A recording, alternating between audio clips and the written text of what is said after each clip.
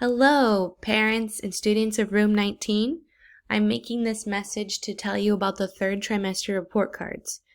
Our school district, MPUSD, gave us an outline of what they should include, and I'm going to go over it quickly in this video.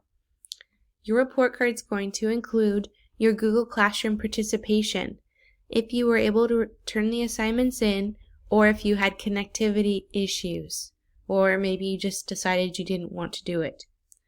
2. Your report card's also going to include how many iReady math and reading lessons you've completed and passed. 3. Your report card will also include your studies weekly test. 4. I will have some suggestions to improve for the fall based on what we've done in the classroom together and what I've noticed you've had some problems with online. We're all at different places right now, and my job as a teacher is to challenge you when I can, and so I just want to let you know you have until the last week of May to make sure all of those iReady math and reading lessons that you might have missed, feeling meh some days or not up to it, turn all those in so I can give you credit for them.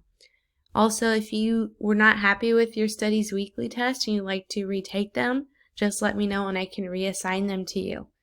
Please let me know if you guys need anything. I hope you have an awesome day. I just wanted you to be aware of what the plan was so there wasn't any surprises and that you could show your personal best because that's our goal. Hope you have a great one.